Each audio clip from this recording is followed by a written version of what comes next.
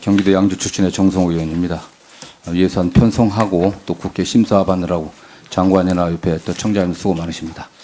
다시 한번 또 심심한 또 위로를 드리겠습니다. 우리 뭐 원론적인 얘기나 전 좀 하겠습니다. 우리 헌법상 예산의 편성권 어디에 있습니까, 장관?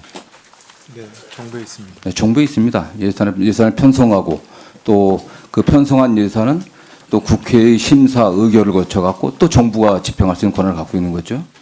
국회법 84절 보면 예산안의 회부 심사 의결을 규정이 있습니다. 그 1항 후단을 보면 예산안에 대해서는 본회의에서 정부의 시정연설을 듣는다 이런 규정이 있습니다. 그 시정연설의 근거 규정이 국회법 84조입니다. 정부가 하는 겁니다. 그럼 예산 편성에서 정부의 수반이 누굽니까? 네, 뭐 대통령이십니다. 그래서 예산 편성의 최종적인 책임자도 대통령이고 또 예산 집행의 최종적인 책임자의 대통령입니다. 그러나 과거에는 뭐 대통령을 대신해 갖고 총리가 나온 적이 많이 있었습니다. 그러나 박근혜 대통령부터는 지난 13년 동안 대통령이 직접 나와서 설명을 했습니다. 이 시정연설이 어떤 의미를 갖고 있다고 생각하십니까? 장관께서는? 뭐 정부가 제출하는 예산을 국민들에게 설명을 하는. 네, 그렇습니다. 사실은 국정 운영할 또 정부를 국정 운영할 책임이 있는 대통령이 또는 정부가 다음 연도 국정 운영의 방향을 납세자이면서도 주권자인 국민들에게 설명하고 또 국민들을 대표한 국회에서 그 심사 의결하는 과정에서 정부의 뜻을 좀 존중해달라고 또 잘 처리해달라고 하는 그런 협조를 구하는 자리 아니겠습니까? 네. 그 예산안이 갖고 있는 의미는요. 저는 정부가 내년도 그 다음 연도 국정 운영을 어떻게 할 걸지 그 목표, 방향, 또 구체적인 실행 계획 이걸 숫자로 담아놓은 거 아니겠습니까? 그렇습니다. 사실은. 그렇기 때문에 사실은 과거에는 총리가 대독했지만 박근혜 대통령도 그런 취지에서 우리 헌법과 법률에 의한 국정 운영의 방향들, 목표들, 실행 계획들 이걸 국민들에게 설명해주고 또 그 국민들을 대신한 국회에 와서 그걸 얘기해 줌으로써 국민에 대한 도리와 기본적인 어쨌든 예의를 갖추는 것이에요, 사실요. 저는 이건 뭐 장관의 책임질 사항은 아니라고 하지만 매우 저는 아쉽다고 생각합니다. 과연 이 국민들에게 지금 굉장히 어려운 상황 아니겠습니까? 국정 운영에서 가지고 얼마나 힘든 일들이 많이 일어나고 있어요. 지난해도 그렇고 올해도 그렇고 세금이 안 거치지 않겠습니까? 세금 안 거치는 게 물론 정부의 책임만은 아니겠지만 지난해도 세수 부족이 56조가 넘었고 올해도 29조 이상이 될 것입니다. 그 세금을 내는 사람들이 주권자고 납세자는 국민들이에요. 그런데 내년에 여러분들한테 이렇게 돈 걷어갖고 그게 세입 아니겠습니까? 이렇게 쓰겠다. 세출을 이렇게 쓰겠다. 그걸 당신들이 어떻게 쓰겠다. 그걸 설명해 줘야 되는 게 가장 기본적인 헌법상의 책임이고 도리인 겁니다, 사실은.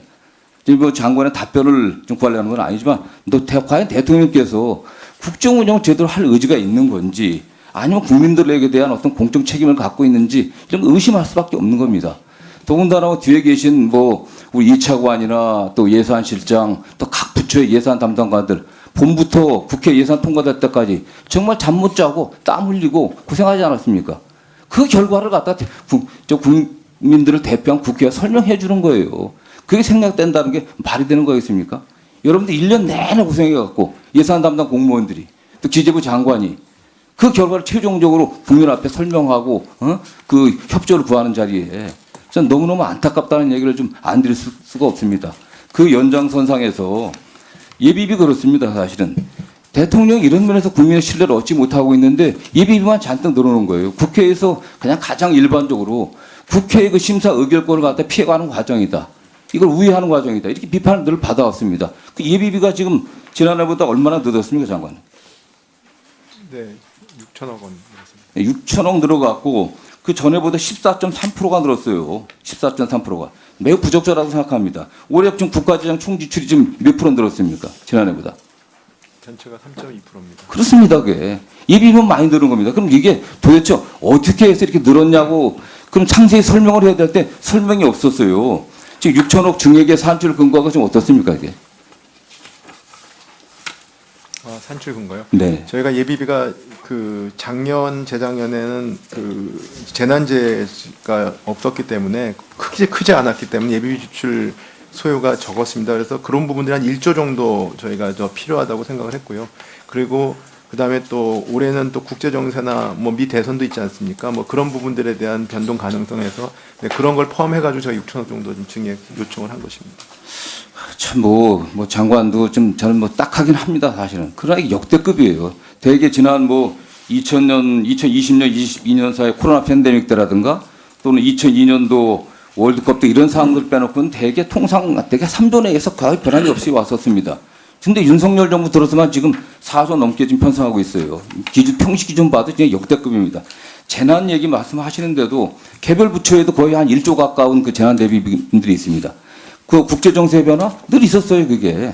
뭐 늘 있었지 않습니까, 사실은. 뭐 미국 대선이 갑자기 오랜만에 있는 게 아니지 않습니까?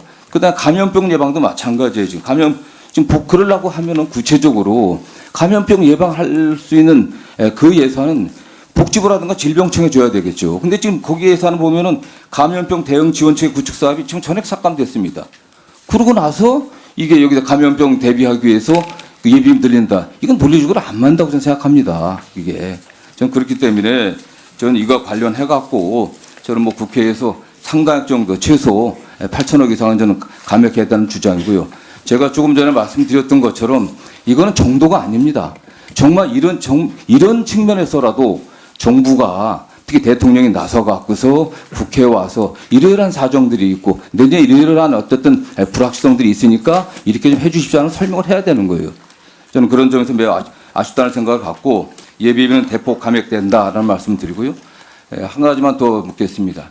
지금 대통령 그 사저 경호시설 신축에도 140억 원이 지금 배정되어 있습니다. 전임 대통령들의 2배예요. 지금 이러저런 얘기를 하지만은 사저 부지가 아직 확정도 되지 않았습니다. 이게 저는 우리 기재부에 예산 담당하고 있는 우리 공직자들이 부지조차 확정되지 않은 이런 사업이 이런 정도 예산 편성하는 걸 본 적이 없습니다. 얼마나 엄격하게 했습니까? 이 점에 관련해서도 제가 네, 지금 말씀 주신 거 저희 심의 과정에서 성실히 설명드리겠습니다. 예, 수고하셨습니다.